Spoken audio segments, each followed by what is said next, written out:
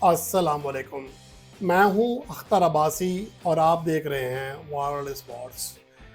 पाकिस्तान का दौरा बांग्लादेश और दौरा वेस्ट इंडीज़, ये दोनों टूर्स बहुत ज़्यादा अहमियत का हामिल हैं। मैं किस हवाले से कह रहा हूं, ये प्रोग्राम हमेशा महफूज रखिएगा और जब ये दो टूर्स हो जाएं उसके बाद आप मुझे बताइएगा कि ये जो रिपोर्ट मैंने आज आपको बताई है कि ये मानो वन वैसे होती है या नहीं।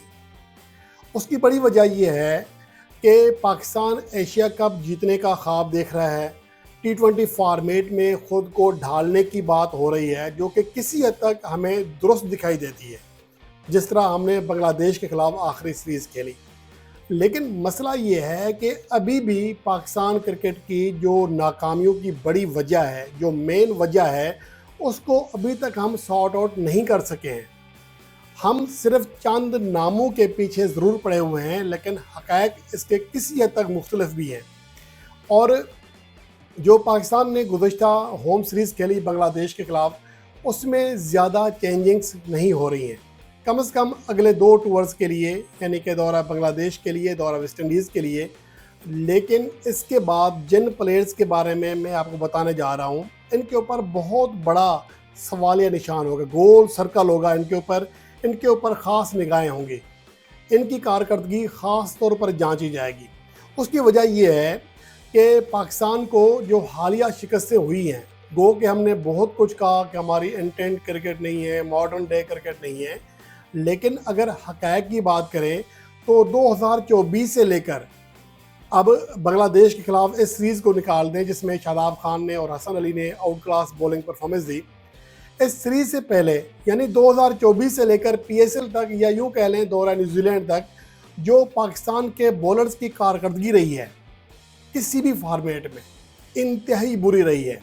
8.54 पाकिस्तान का मजमूई इकनॉमी रेट है 2024 से लेकर दौरा न्यूजीलैंड 2025 तक, जो कि इस अरसे में दुनिया की किसी भी फुल मेंबर टीम का बदतरीन रिकॉर्ड है। हत्ता कि बांग्लादेश, जिम्बाब्वे, आयरलैंड, ये बाकी जो छोटी टीमें हैं, अफ़गानिस्तान, इनका इकनॉमी रेट पाकिस्तान से कई गुना ज़्यादा बेहतर है।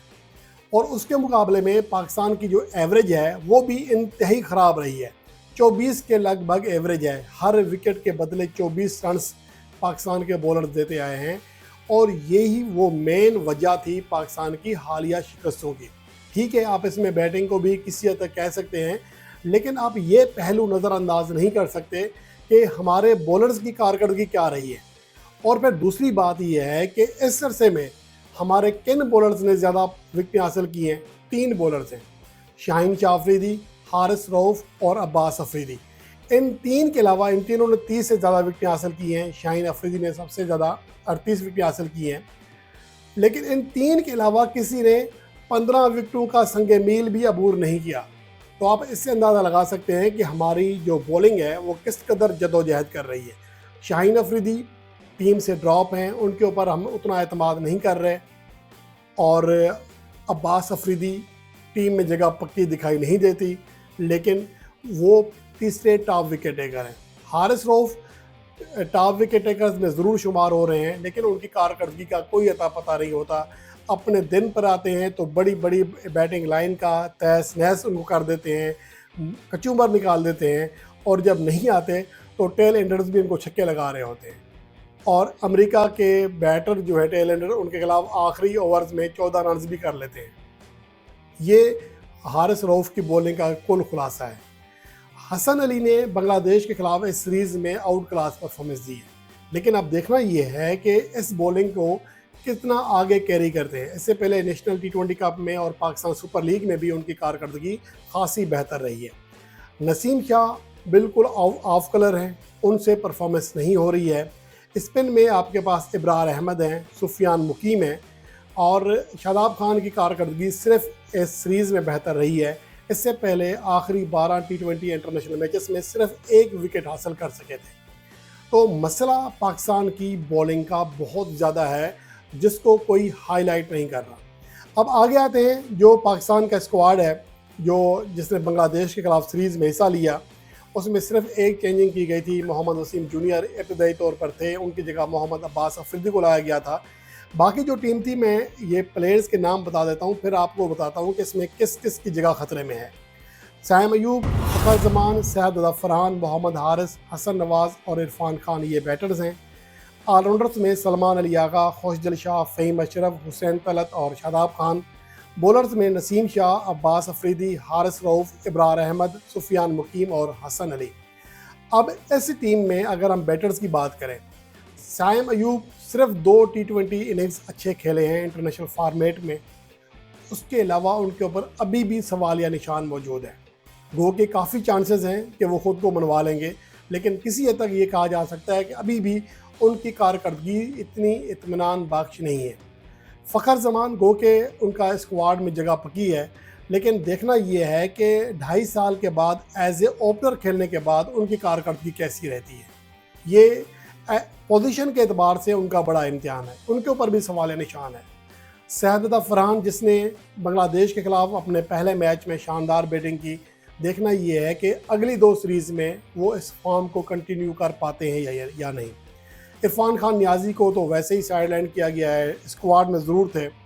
मोहम्मद हारिस के ऊपर सवाल निशान है कि बांग्लादेश के ख़िलाफ़ जिस तरह की परफॉर्मेंस दी, वो फ्लूक तो नहीं थी, क्या वैसी कारकर्दगी दिखा सकेंगे, ये वो सवालात हैं।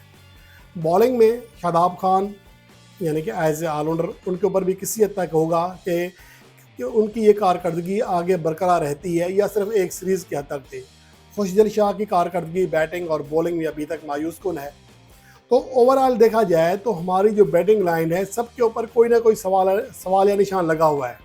इसमें 2 खिलाड़ी हैं, या कम से कम चले 3 कह लें, साइम अयूब और फ़खर जमान, मोहम्मद हारिस टॉप ऑर्डर में, हसन नवाज़ मिडल में। बाकी के ऊपर सवाल निशान है कि वो कंटिन्यू कर पाते हैं परफॉर्मेंस, ख़ास तौर पर सैयद ज़फ़रान।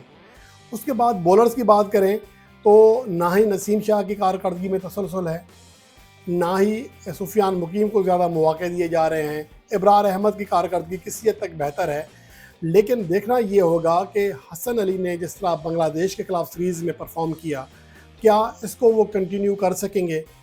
ये तमाम वो सवालात हैं जो हमें अगली 3 सीरीज़, एक बांग्लादेश का टूर, वेस्ट इंडीज़ का टूर, उसके बाद यूएई में जो ट्रायंगुलर सीरीज़ है जिसमें यूएई और अफ़गानिस्तान की टीमें भी शामिल होने जा रही हैं, तब तक यानी कि एशिया कप से पहले हमें पता चल जाएगा कि हमारे इन जो जिनके ऊपर हम तकिया कर रहे हैं ये कितनी हवा देते हैं।